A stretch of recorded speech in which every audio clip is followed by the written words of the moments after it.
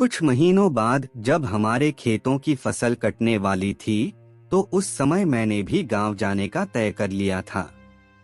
तय समय पर मैं गांव में पहुंच गया। दूसरे दिन मैं अकेला ही खेतों की तरफ चल दिया। लगभग 1 बजे दोपहर में मैं जब खेत पहुंचा, तो वहां कोई नहीं था और मुझे गर्मी के कारण प्यास भी लगी थी। मैंने सोचा कि पड़ोस में सरोज भाभी के खेत में पानी होगा, क्योंकि उनके खेत में झोपड़ी भी थी। मैं उसी तरफ चला गया। उस झोपड़ी में कोई नहीं था। मैंने पानी पिया और जैसे ही वापस बाहर आने लगा, मुझे झोपड़ी के पीछे से कुछ आवाज ऐसी आई जैसे कोई फसल में से जा रहा हो। मुझे लगा कि कोई जानवर खेत में घुस गया है। मैं उसे भगाने के लिए जैसे ही पीछे गया, तो मैंने देखा कि भाभी और उनकी बहन सुनीता, जो उनकी देवरानी भी है, बीच फसल में पेशाब कर रही थीं। उन दोनों के घाघरे, लहंगे ऊपर तक उठे हुए थे और उनकी पिछाड़ी मेरी तरफ थी। सुनीता की फूली पिछाड़ी देखकर तो मेरी आंखें फटी रह गईं। उसकी गोरी गोरी मस्त दिख रही थी। उसकी दोनों टांगों के बीच से पेशाब की धार गिर रही थी।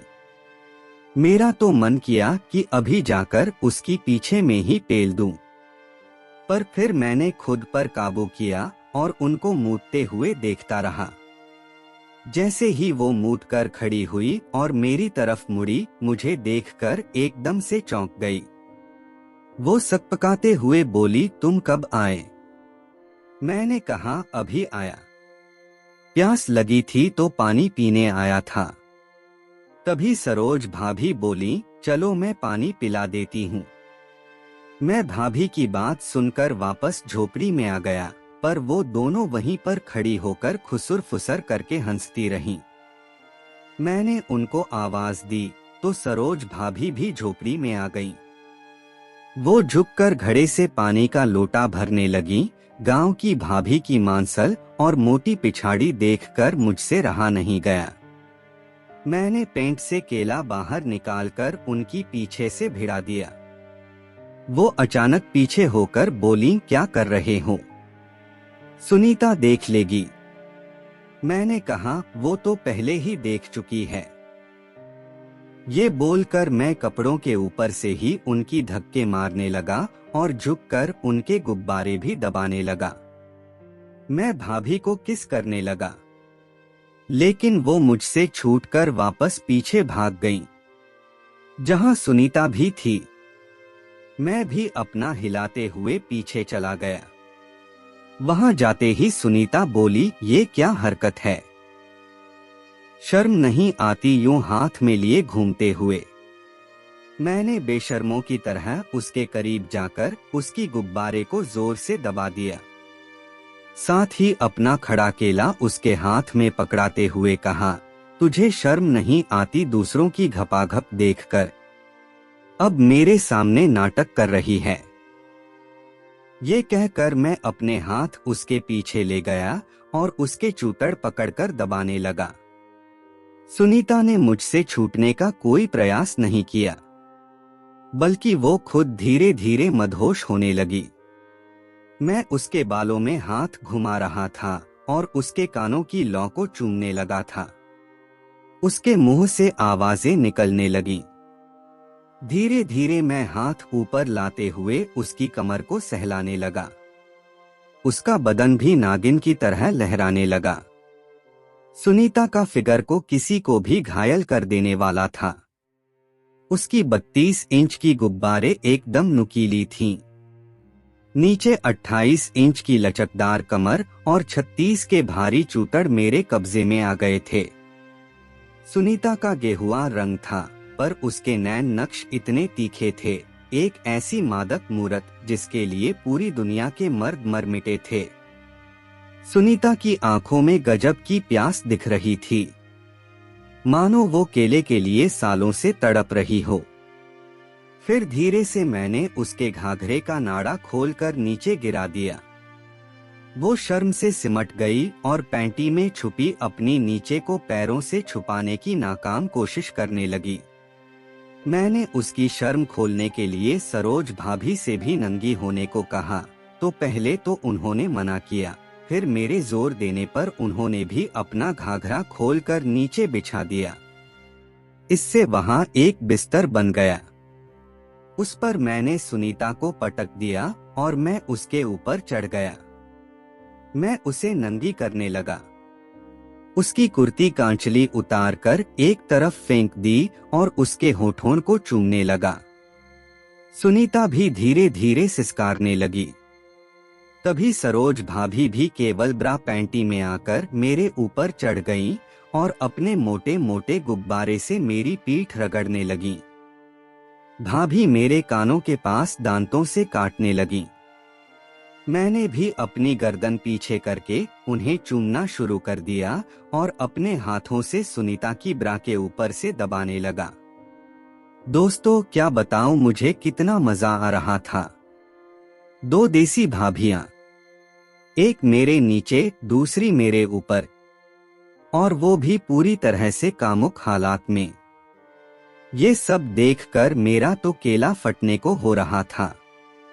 मैंने तभी सरोज भाभी को ऊपर से हटा दिया और सुनीता को नंगी करने लगा।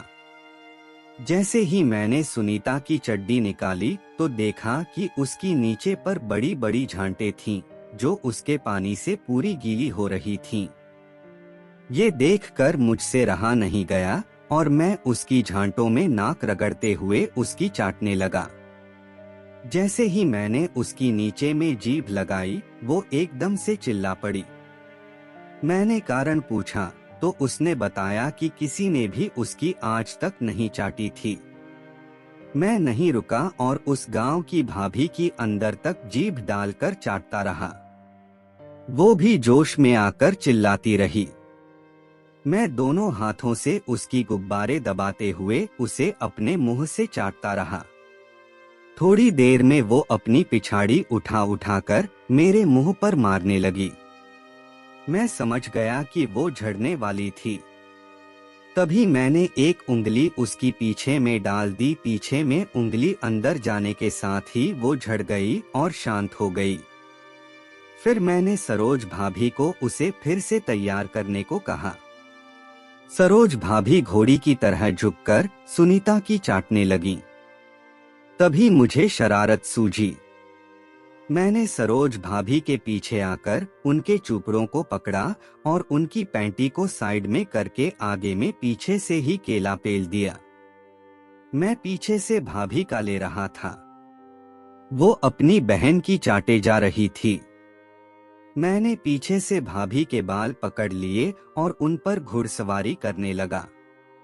अपने बाल खींचने पर शायद उन्हें दर्द हो रहा था और वो जोर जोर से चिल्ला रही थीं। थोड़ी देर में ही उनकी पानी छोड़ दिया और वो नीचे अपनी बहन पर पसरकर गिर गईं। मैंने फिर उन्हें अलग करके सुनीता की नीचे में अपना केला डाल दिया और धक्के मारने लगा। मेरा केला उसकी बच्चेदानी को छू रहा था और वो जोरों से चीख रही थी, लेकिन मैं उसे 20 मिनट तक जम के घपाघप करता रहा। इसी बीच वो 2 बार पानी छोड़ चुकी थी। मैं भी अब आने वाला था तो मैं कस कस कर धक्के मारने लगा। इधर सरोज भाभी मेरे अंडों को चूस रही थीं। कोई 8 से 10 धक्कों के साथ मैंने सुनीता की आगे में पानी छोड़ दिया और उसी पर लेट गया। खुले आसमान के नीचे बालू मिट्टी में उन दोनों भाभियों की मारकर मुझे मजा आ गया था। तभी 5 मिनट में मेरा केला अपने आप उसकी आगे से बाहर आ गया, जो कि उसके पानी से लथपथ हो चुका था। थोड़ी देर हम तीनों ऐसे ही नंगे पड़े रहे। फिर सुनीता मेरे केले को चूस कर साफ करने लगी और सरोज भाभी ने सुनीता की चाट चाट कर साफ कर दिया। घपाघप होने के बाद हम तीनों ने अपने अपने कपड़े पहने और जाने को तैयार हो गए। मैं गांव की ओर आने लगा। जैसे ही मैं मुड़ा, सुनीता भागकर मुझसे लिपट गई। मैंने उसे किस करके कहा, कल फिर से मिलना, तेरी नीचे को पूरी तरह से फाड़ दूंगा। पर वो नीचे बैठकर मेरी चैन खोलने लगी और केला निकालकर चूसने लगी। कोई 5 मिनट में मेरा केला फिर से कड़क हो गया। मैंने उसे झुका दिया। उसका घाघरा उठाकर उसकी आगे में फिर से केला पेल दिया और शॉट मारने लगा। ऐसे घपाघप में उसकी काफी टाइट लग रही थी, तो थोड़ी देर में मैं थकने लगा। मैंने उसकी आगे से केला निकाला और नीचे लेट गया। मैंने उसे अपने ऊपर आने को कहा। वो मेरे ऊपर चढ़कर मुझे घपाघप करने लगी, लेकिन 2 मिनट में ही उसका फिर से पानी छूट गया। मैंने खड़े केले को ठंडा करने के लिए सरोज भाभी को अपने ऊपर ले लिया और नीचे से उनकी बजाने लगा। मुझे तब तक सिगरेट की तलब होने लगी थी, पर मेरे पास सिगरेट नहीं थी। सुनीता शायद मेरी तलब पहचान गई। वो गुटखा दिलबाग खाती थी। उसने अपने पास से गुटखा निकाला और मुझे पूछा। मैंने कहा, ऐसे नहीं, पहले तू खा, फिर तेरे मुंह से मैं खाऊंगा। उसने गुटखा खाया, फिर मुझे फ्रेंच किस करने लगी। मैं गुटखा और उसकी जवानी दोनों को मजे लेकर खाने लगा। साथ साथ में मैं सरोज भाभी की नीचे का भुर्ता भी बना रहा था। जब सरोज भाभी भी झड़का खत्म हो गई, तो मैं उनके ऊपर आ गया और पूरे जोश में गांव की भाभी को घपाघप करने लगा। लगभग 30 मिनट तक घपाघप के बाद मैंने अपना पानी सरोज भाभी की आगे में भर दिया। अब हम तीनों पूरी तरह से संतुष्ट हो चुके थे। मैंने उन्हें एक एक किस किया और अपने घर आ गया। आप सभी को मेरी खेत में हुई 2 गांव की भाभी की घपाघप की कहानी कैसी लगी, कमेंट करके जरूर बताना। मैं आपके लिए अपनी आगे की भी बहुत सी कहानियां लाता रहूंगा।